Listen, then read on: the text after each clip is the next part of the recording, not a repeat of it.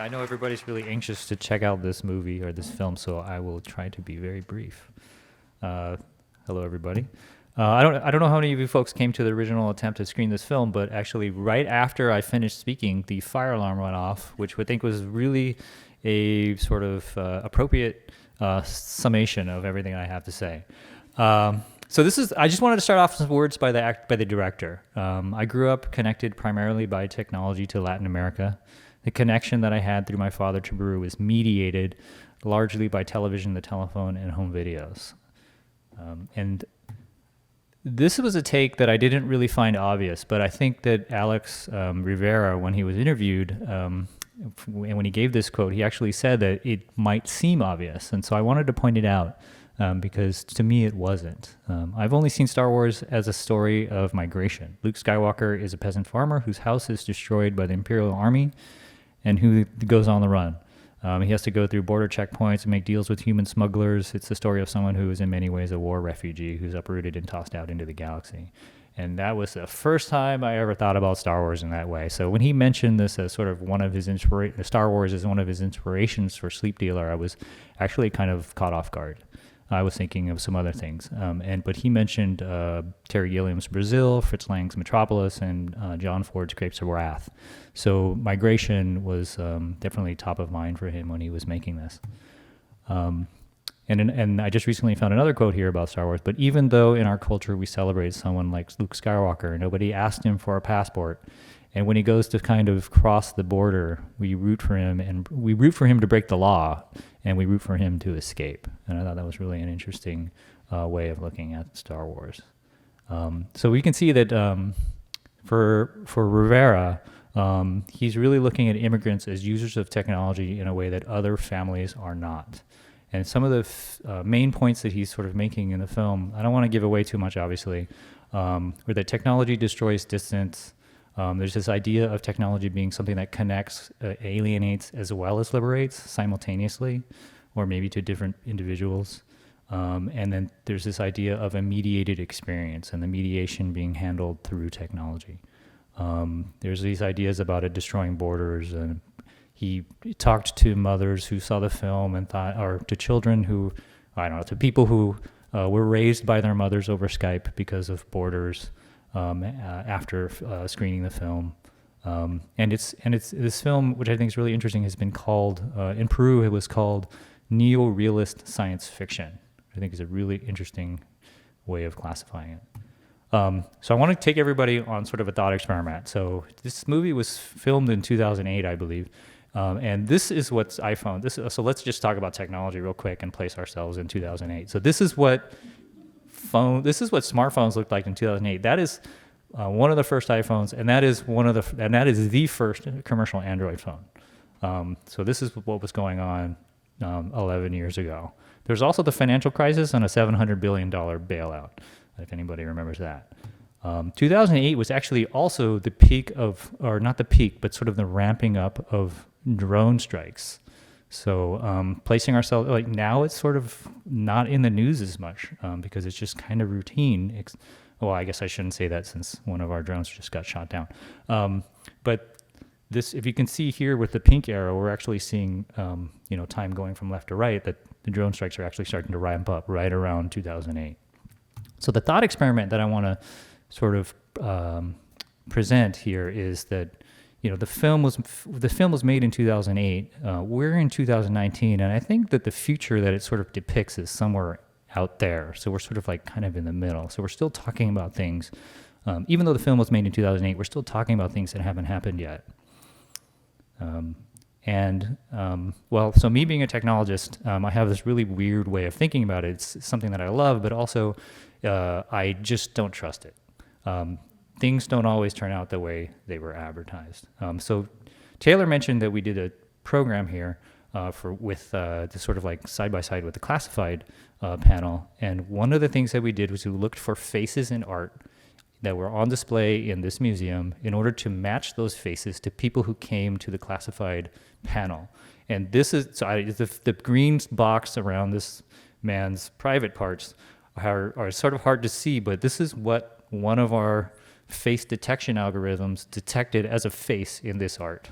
And it was I mean, obviously this didn't work the way that it was supposed to, but this is the type of technology that people are today saying is, changing everything.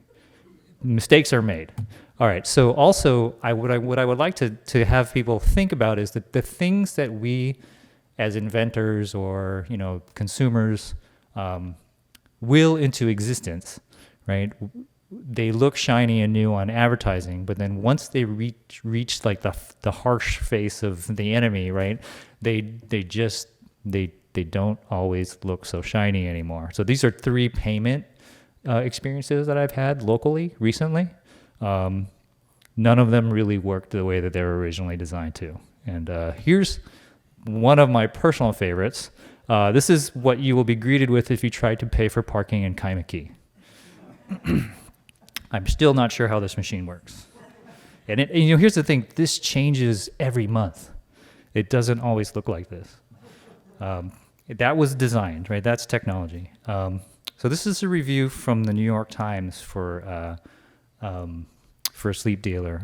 Their ambiguous function, speaking of technology, is to make the worst features of this dystopian world possible, even as they make living in it somewhat more bearable. And I think that is just an amazing quote, because for me, what makes this movie not kitschy or less kitschy and more believable are the ways in which technology serve dual purposes. I was going to sort of like loosely call them mashups, but I think that doesn't necessarily cover it. I think there are also these sort of like dualities of how these technologies are used. And again, without giving away too much of the movie, there's these ideas about mashing up call centers with border crossings, or lie detection with writing, virtual reality with outsourcing, security and vending machines, walls or borders with network communication, and then also immigration and sci-fi. And so I think these are just, really interesting ideas. I just wanted to have them sort of like, I just want to kind of prime that in your brains. And then so real world implications. So I constantly get an ad for this, get shown ads for this service called Grammarly, which is advertised to help me be a better writer. And I just wanted to point out in the pink box there, I've enlarged it. This is the phrase, "It goes without saying, but may sound unconfident. Consider removing it or replacing it with more direct language." I mean, it's telling me what to say, trying to help me be a better writer, which I think is kind of an interesting idea. Sounds great on its face, but maybe a little bit disturbing. Recently, or maybe not so recently, but Lauren McCarthy, who also gave a workshop in association with the surveillance program, or about around the same time as the surveillance program, she built a tool which allowed people to, within Google Hangouts, have an artificial intelligence technology. Well, I don't know how to just succinctly talk about AI, but anyways, using sort of like this AI-ish technology, she was able to create a tool which tells you how to interact with the other person in a chat. You're speaking too much. Don't talk as much. We think you've been speaking way too much, so we're going to put you on mute. Maybe you should smile a little bit more. This is a real thing. And then also, there's this idea about border in the film about bodies being kept on one side of the border, and then the energy of these workers being used on the other side of the border. And that immediately, to me, brought to mind what's going on inside of Amazon warehouses. So that's something that's sort of, to me, directly relatable to the world of today. And then again, I'm not trying to I'm not handing out copies of Marx's Communist Manifesto here, but labor is external to the worker, i.e., it does not belong to this essential being. I mean, it's more, to me, this is more about understanding that these economic forces are continuing to this day, and they're not going to stop, right? These are things that have been going on for years. They're depicted in this film as going on into the future. I think that's accurate. And then, okay, let's a little bit more lighthearted. So this is something that someone just showed me, and I just thought to myself, wow, this is perfect for this film. This is a social media influencer, right? That essentially staged her own wedding proposal. So she got the cooperation of her fiance and several sponsors. And they pass out this pitch deck of their proposal experience. And as you can see here with the pink arrow, there's the exact time and day that she was going to be proposed to, supposedly by surprise. So this is, again, the idea, or not again, but this is the idea of memories being a product or an industry and something that you can use for sales. And this is sort of a critic of this particular stunt, and I think it's completely insane, but very of the moment we're living in now. So I thought that was a very nice way of summing that up. There's also a lot of discussion about the environment and water rights in the film, and I think that was 10, 11 years ago, and now, what is top of mind for a lot of us is this the problem of global climate change, global warming. And when I think about the film, and I think about some of the things that we are faced with today, I think of this concept of hyperobjects. And a hyperobject is defined as an entity which defeats traditional ideas about that, what a thing is in the first place, because it is so large in both time and space that it sort of makes it extremely difficult to talk about as a single thing. And I would argue that immigration is also one of these hyperobjects. And with that, I hope you all enjoy the film.